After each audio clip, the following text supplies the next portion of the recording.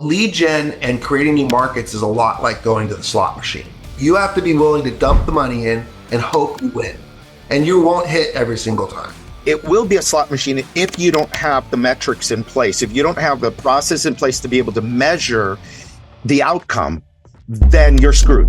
Hey, everybody. Welcome to another episode of the Wealthy Contractor Podcast. This is Brian Kaskavalcian. And with me today is Vince Nardo from California, Reborn Cabinets. That was the original name of the company, right? Yeah, we've kind of adopted it. Now it's going under Reborn Home Solutions, but still Reborn Cabinets is the original brand. I've known Vince and his brother Anthony for years and years and years.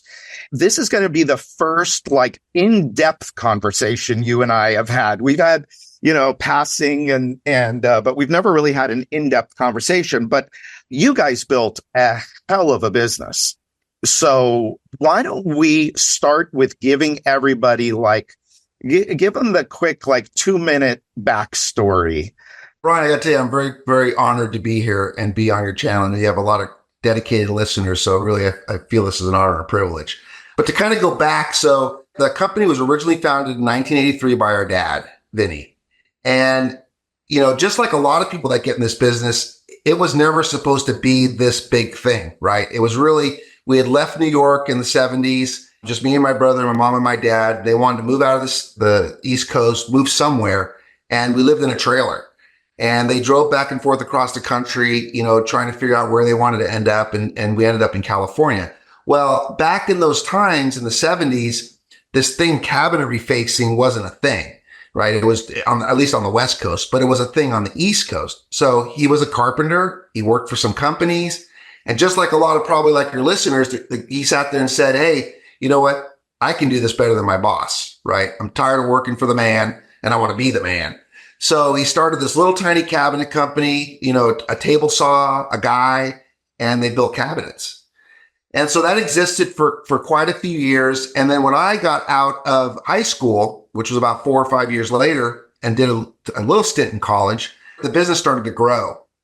And I looked at the business and what was going on, and I realized my dad needed to bring in people he could trust, right? He was having to hire people, they were leaving. And again, just like a lot of small businesses, he would hire for for the talent he wanted rather than have the system and the business processes to take anybody. And so when someone would leave, it would be like, oh my gosh, the business is going to fall apart. My top sales guy left.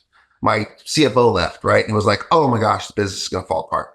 So I joined, I dropped out of college and joined in the late 80s and just started working in the business. And we kind of looked at it at that point as, it was just this way to really provide a lifestyle for the family. It was a lifestyle business. That's what it was.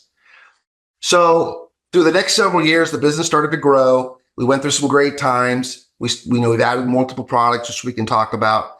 But fast forward 20 years later, the business had grown a lot. My brother had come in at that point. I have 4 kids. My brother has 4 kids. It started growing and growing and growing. And we started expanding. And what really was the basis of all that was my mom's is a real estate broker. And if anybody knows anything about the real estate business, it's a sales and marketing engine, right? It's generate your own leads, knock on doors, get listings, sell deals. And my mom's family's all in real estate. So she kind of brought that marketing angle to the business. So if I look back and say, what was the key critical couple things in the early days? It was really starting the business as a sales and marketing business, right? Not as a product service business, and focusing everything we did around sales and marketing and metrics. I mean, I'll date myself, and I am old, but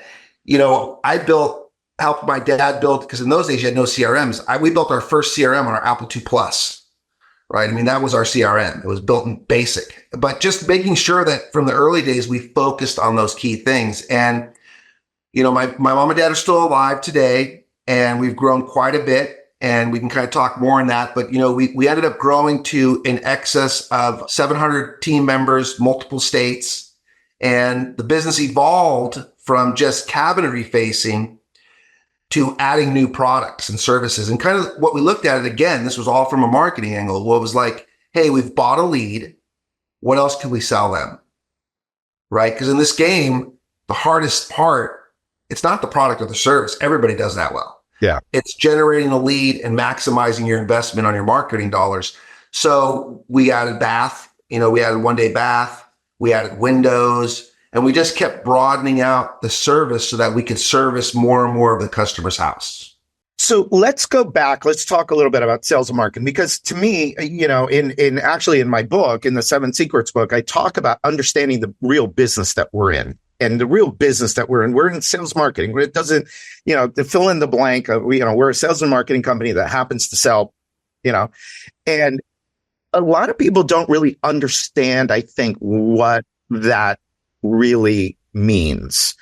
And so, but you got it kind of early on. What did it kind of mean for you back then? If I think about it, for me, it was understanding looking at the lead generation, the conversion cycle and everything, just like we would look at a project, right? I would have a project, I'd plan a project, I'd look for milestones in the project, I'd install the project, I'd look for a successful outcome, and I'd measure my business against all those different performance. Did I get a good review or a positive or a bad review? And we kind of took the marketing channel and built that same thing, right? So how many leads I need to get? How did I need to convert? How much were they going to cost me? What was going to be my return on them? And we focused everything around that type of metric. And I think that's an area where a trap of lack of knowledge that a lot of entrepreneurs in this space specifically get trapped in, because most people come to this business with a technical aptitude of the service part of the business and not a technical aptitude of the metrics and the performance and the analysis that is required to keep it running. And I think that's just where we got it different, and we got it right from the beginning. So when you say that, and you're right, I don't disagree with anything you said, but some people listen to that and say, God, that sounds complicated. It sounds complex. It sounds hard to do. How do you start that? How does somebody that may or may not be doing it as well as they should, especially today, which I want to ask you a little bit about what's happening today, but how do you help somebody kind of start doing that the right way? So the very first thing is check your ego at the door, right? You have to be a student of success. And I've kind of looked at it and said, I never want to be the smartest guy in the room. And I'm always a learning book. And even to today, I'm learning, right? Everything's a learning experience. I don't know everything there is to know about this business. I've learned a lot. And so what we did was we started to surround ourselves with people that were smarter than ourselves. And they weren't in our business. And what I mean by that, it is using consultants, going to people that knew more, learning from the top, right? We always envied. I mean, I remember it's funny stories. It's like looking at the top 500 and looking at back in the day, it was like, wow, if you could reach $25 million in revenue, you had made it. That was like the top of the top 500, that right? Was. That was it. And by the way, it wasn't that long ago. It wasn't that long ago, right? Yeah. Now there's 5 times, 10 times that, 100 times that. So I looked at those and I said, you know what? I want to be like that. So I would put myself in situations where I could bump up against those guys. Ask those guys, I'm going to give you an example. So in the cabinet refacing business, which for the most part, up until probably the last 5 years, was very much fragmented, smaller. It was never really a thing, right? As far as we're concerned. Matter of fact, the only guy that ever really made it a thing was Murray Gross with US Remodelers and selling it to Home Depot way back when, right? That kind of set the bar. But take Murray Gross, for example. I would put myself in situations to talk to Murray, right? Introduce myself, ask questions, and gather knowledge. Because the one thing that I've loved about this business is everybody shares. It's not like this industry where everybody's close-knit and I can't talk to you, look at you, or have dinner with you. It's like, sure, want to know? So I would go to events, I would hire consultants, and the main big turning point for our business was actually the recession that we had in the 2000s. That really was the main point, because we knew at that point, and we had gone through recessions prior in the 90s and all that other stuff that had happened in the 80s, but that one really said, hey, if you don't change your business, you're not going to be in business. Yeah. And so we went through a whole reorg of the business at that point, or from how we were generating leads to call centers and hired consultants and brought those folks in to guide us through what we needed to do to be successful. You know, it is interesting that the answers are out there. I mean, part of the reason why this podcast exists is to get that knowledge and to share that knowledge with other people, because the answers to all the questions are out there. Yes. There isn't really anything new. And so going to people like you, or like in your case, going to Murray Gross, let me go to the top and ask him questions and learn and be open. The key piece to that is you actually went home and implemented what you learned. Yeah. Yeah. So the other component of this is business discipline. You know, we all go to these events, and I used to hate the events because I'd come home with a laundry list of to-dos, right? And I'd be like, crap, now what do I do? Because the minute I would step in my office in meeting hell, and I'm dealing with the daily grind of the business, and I can't work on it. And, you know, I actually took a page from Gerber's E-Myth book and just kind of said, you know, we need to be working on it, not in it. Yeah. And so through discipline, it was hard.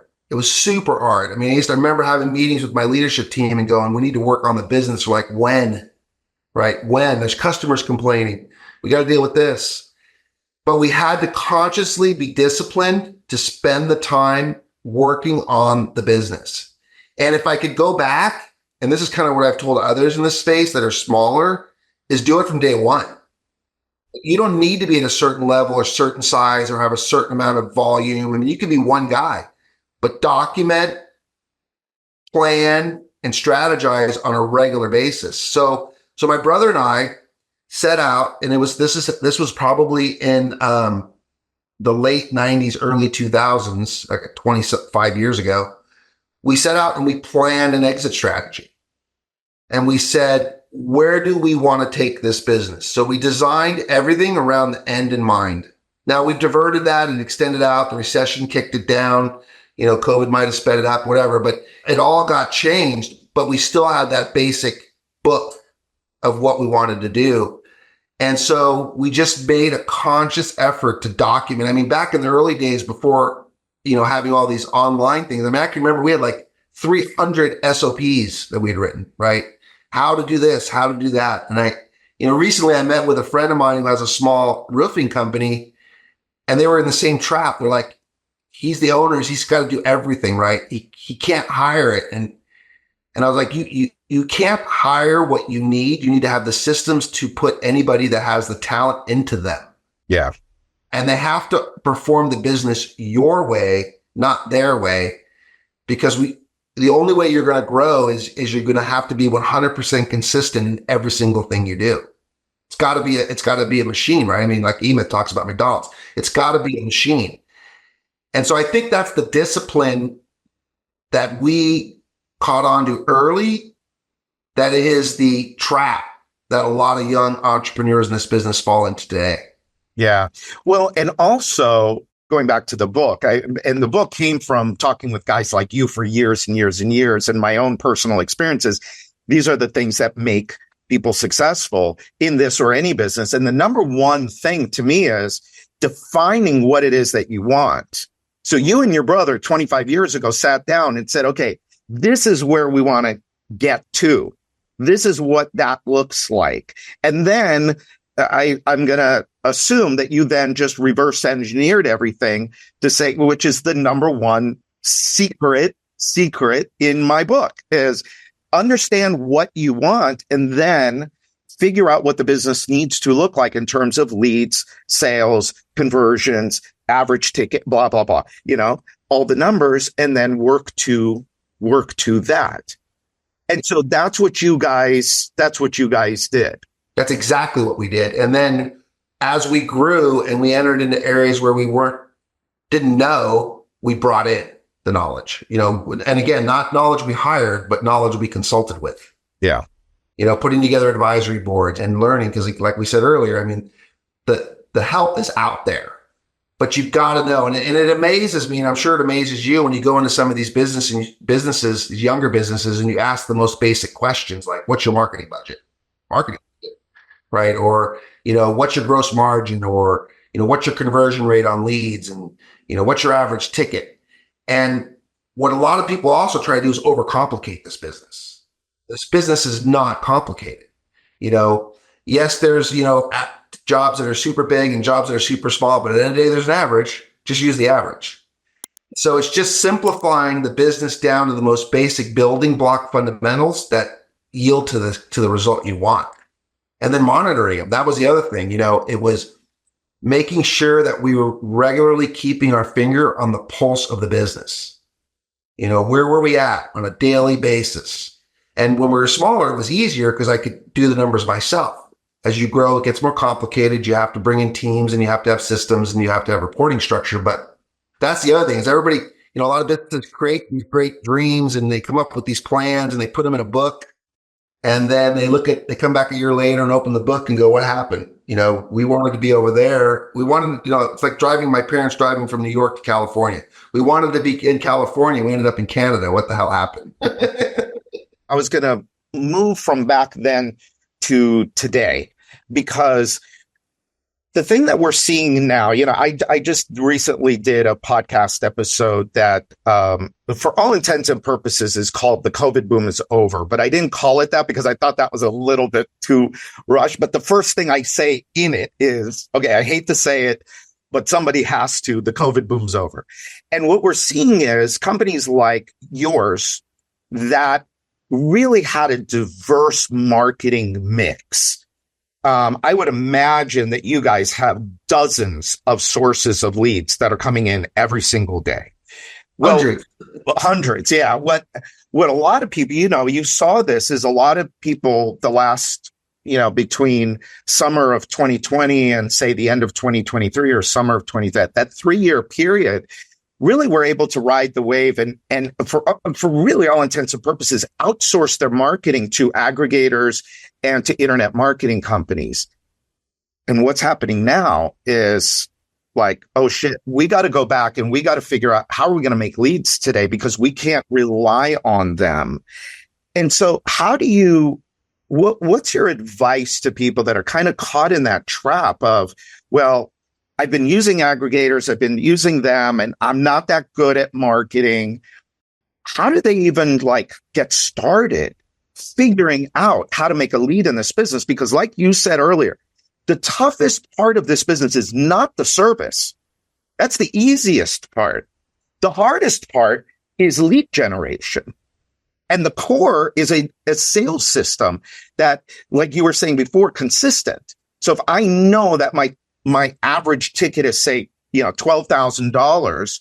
Well, okay, I know now that every lead I generate is going to produce X amount of NSLI. And based on that NSLI, I can run that against my marketing costs to see if I'm making any money or not. What's the deal with business in the end? Yeah. But how do you get away from the reliance on others to provide leads to now you becoming the marketer? Yeah. So I look at it as BCAC, before COVID and after COVID, right? And I think the answer is different depending on your listener, because what COVID did is also create a lot of entrepreneurs into the business during COVID, which is the worst. They're in the worst position. They are. Those that were alive BC, if you will, before COVID. Yep. COVID made us weak. It really did. Part of it we were forced into because we could no longer do face-to-face marketing. So we were all looking to fill that face-to-face marketing void with something new. And COVID really put aggregators on steroids. Yeah. There were always a handful of aggregators in this business, the Queen Streets, the, Angie's, all these ones that existed forever. But during COVID, they just came out of the woodworks because lead gen was easy, right? And lead gen became cheap during COVID. And we all got weak and we forgot the basic fundamentals of our business and tried to ride this wave. And that wave has crashed. It's completely crashed right now. And so for those that were around BC, it's getting back to basics. It's getting back to the fundamentals of your business, getting back to doing SEO, getting back to doing pay-per-click, getting back to doing face-to-face, and getting back to doing the things that you did before COVID, and forget and don't think you're going to be able to live on aggregators, because you are not. Now, this year we have an extra challenge because it's an election year. TV and some of those other medias are becoming a little bit more difficult. So you've got basically a perfect storm right now. You've got aggregators going away, and you've got other channels that we use not performing as much as well as they did. So we've got to get really down and into the trenches and start looking at, where are those areas where, because customers are out there. Customers are out there. They're always out there. It's just finding them. So the businesses that, the listeners you have that were formed DC during COVID, they're going to have to look at bringing in the knowledge and the consultative knowledge of people that understand how to generate leads for this business. And they're going to need to get that help, because if they did not come into this space with any sort of marketing knowledge of how to generate leads, it is going to be difficult for them. But there's businesses out there, right? There's internet web marketing companies. There's companies that provide that consulting as a service that will help guide them through how they need to do it. They need to be receptive, and they need to realize they got to invest the money in that knowledge. That was the other thing, right? It was making the realization that we had to take a chunk of change and invest it to get the knowledge we needed to bring into the business. And that's tough because, I think one of the things that's also happening right now is cash flow is a little bit of an issue because, there was so much cash moving through the industry and moving through businesses. Well, when that starts to slow down a little bit, now it gets harder. It's like, what do I do? Do I feed my family, or do I go invest in, like what you said, do I go invest and learn how to be a better business owner, whether that's through marketing, whether that's through sales, becoming better at sales, whether it means better profitability, like understanding how to make a profit in the business, how to run teams, EOS. I mean, there's so much out there. It's kind of overwhelming. I mean, were you guys ever in that situation where it was like, all right, well, we got to eat, but we also got to keep moving forward? 100%. I mean, I could tell you times growing up as a kid where, Christmas was a shirt from Kmart, right? And dinner, even in the early years of being married, I've been married for 35 years, it was beans, right? But that's why the one thing we all have in ourselves that came into this business as an owner is we have a inherent sense of success and confidence.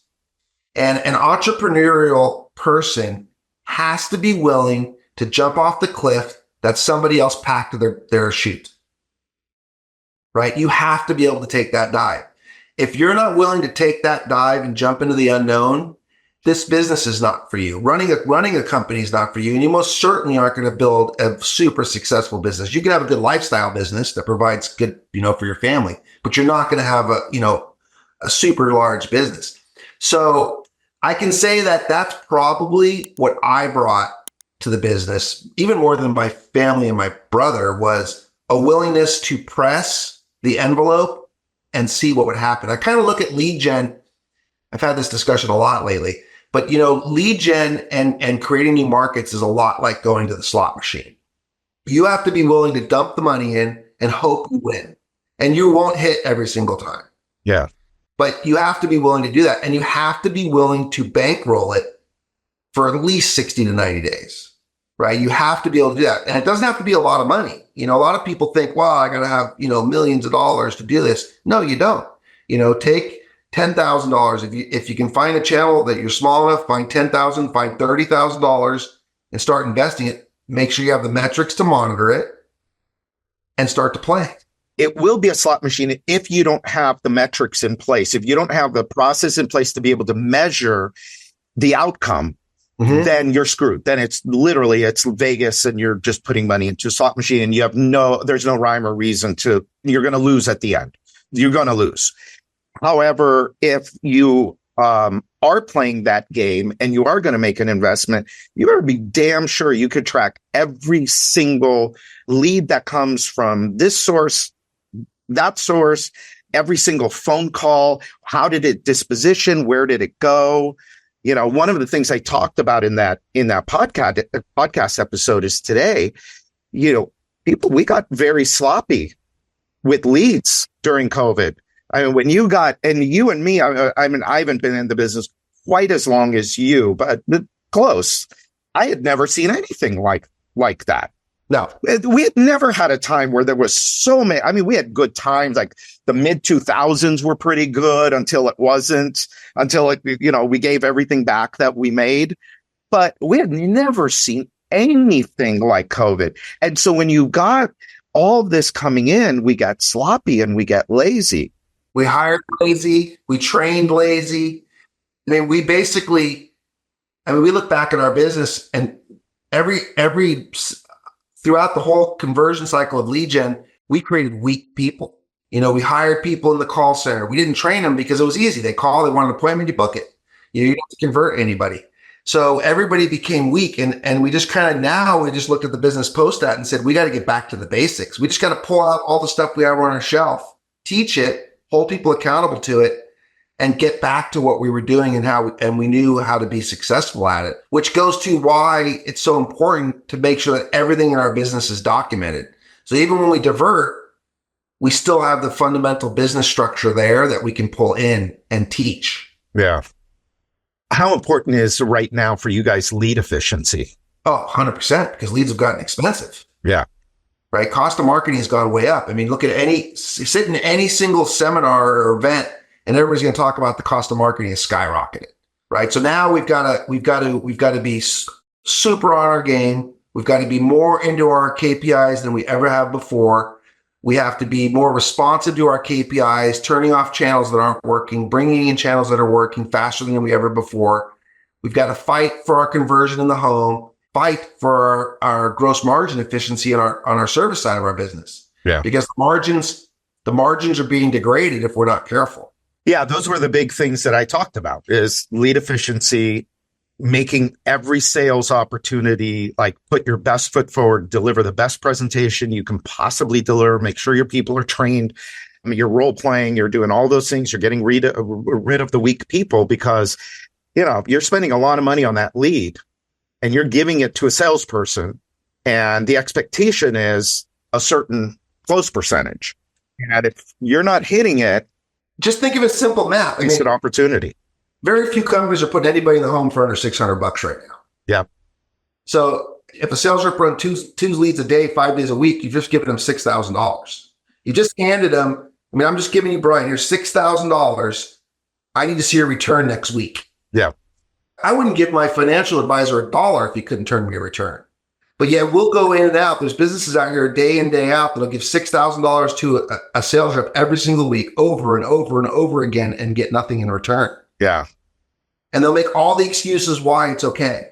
And then when you dive into those smaller businesses and you go, what's your selling process? What do you mean selling process? I give the lead to the guy who goes in the house and he does something. And you go, well, how do you even manage performance across your sales team if there's no consistency in what everybody's doing? You know, we kind of looked at it and it even goes, you know, one thing we didn't talk about, what's also important is the culture and rules you run your business by.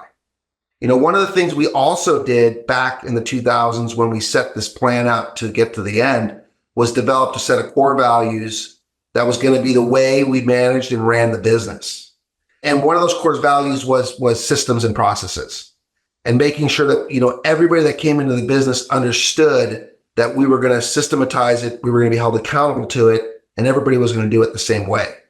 And so I think that's also important is making sure that we look at our business and say, who are we and how are we going to do it? And is everybody we hire going to abide by that? You know, it's super important. So It's just, you know, the nice thing about this business is in the end, you can make a lot of money at this business. It's not complex as far as everybody, I mean, like 15 key metrics you got to watch in the space. So it's not complex. You have to have a strong stomach to wade through the highs and the lows. And you have to just always be one that's wanting to go out there and gather more knowledge into what you're doing. One of the things that you did that was very smart, and it's actually something we're providing people with now at the Wealthy Contractor through our Success Society, is you had a mastermind group. I don't know if you guys called it a mastermind group, but you were with Larry Kloss, Brian Gottlieb, BJ, BJ, yeah, Linko, Rusco, all the big guys. And it was funny because there was talk about you guys. What did everybody call you? The Big 12. At first, we got the nickname the Dirty Dozen, but we ended up kind of making our own name, the Big 12. The Big 12. But how impactful and important was that for your overall success? I mean, we're still on a daily text thread. None of us would have been. I mean, everybody ended up creating huge companies or selling their companies. None of us would have been where we are today without that group. 100%, every single member would say that. And really, it was kind of unique when we did it. And it was because again, we go into all the events, you develop relationships, right? And we developed relationships with all these guys. And we were probably at the beginning all, call it sub $20 million, small companies, right? And one of the things that we discovered was when we would go to these events, they were great, but we actually garnered more knowledge at the bar than we did in the seminars, just talking. And so we got together, and again, it goes to the business, right? Everybody's willing to help each other. We got together and we said, we need to really start leveraging each other's talents and each other's knowledge and pooling that together for the overall success of each of us. And you check your ego at the door, right? None of us came to that meeting with, oh, I do it better than you. Or, oh, I'm going to jack my numbers so I look better than I am. Or whatever it was. It was an open book of sharing ideas and thoughts. And, Gottlieb is in it, and just sharing thoughts and learning from each other. And we developed a group that, I'll also tell you, I wouldn't have got through COVID without that group, California was the first state to get officially shut down, right? I remember the day, it was a Thursday. And, being able to pick up the phone and call Brian Gottlieb to talk me off the ledge. Yeah. Because that first day, it was like the whole business is done. Yeah. But that's what you develop in this business is those relationships. They're invaluable. Mastermind groups are super powerful. If, I'll do a shameless plug here, but, we run 4 groups. Within our Success Society, we run 4 groups of 12, and I'm working on maybe forming a 5th group. But it's super powerful when you have a group of people that you share ideas off of. And it's Napoleon Hill talked about the Mastermind Alliance and Think and Grow Rich and how powerful it is to be in a group of people. And I've been in mastermind groups for years. And you're right. A lot of the time it's, okay, let's share best practices and let's help each other. But a lot of time too, it's, hey, I need to be talked off the ledge, help me out here. I've had many of those, talk me off the ledge phone conversations. And it's great to have that. It's great to have that because as entrepreneurs, damn, we're lonely. You have your brother, you have your family involved. Are your kids involved in the business? I didn't realize you were married. You've been married for 35 years. Yeah. 3 grandkids. What? You have 3 grandkids? Aren't we the same age? I'm 55. I'm a year older than you, man. I am not ready to be a grandfather. My wife is talking puppies and grandkids. I'm like, are you out of your fucking? I'm not ready for that. So yes. So I have 4 kids. My second oldest son is a general manager for one of the divisions at Reborn. My son-in-law works there. My nephew works there. Those are the only kids that are in the business right now. They've all come in and out, and done a little stint, and I think, and that actually brings up another point is the family business dynamic, right? That's a huge dynamic. And most family businesses don't last we're 40 something years, we went through an acquisition 2 years ago, but 40 something years in business. That's another thing is that a lot of your listeners will be husbands and wives, or brothers or dads and kids. Is you have to make sure that you're not a family business. And what I mean by that is you're a family with a business. You are not, your business doesn't define your family. And once you can make that distinct separation, you realize that what happens at work is not who we are. And you don't bring what happens at home to work. And I can honestly say, and if you ask any of our team members, you would never see my brother, my parents, myself yell and scream. We're not throwing shit down the hallways. There was a respect that the business required. I can be my brother's boss and we can talk it through and I can ultimately have the say and he understands that and it can accept that. Or vice versa. He was the CFO. He can have a direction that we need to go and I've got to accept that.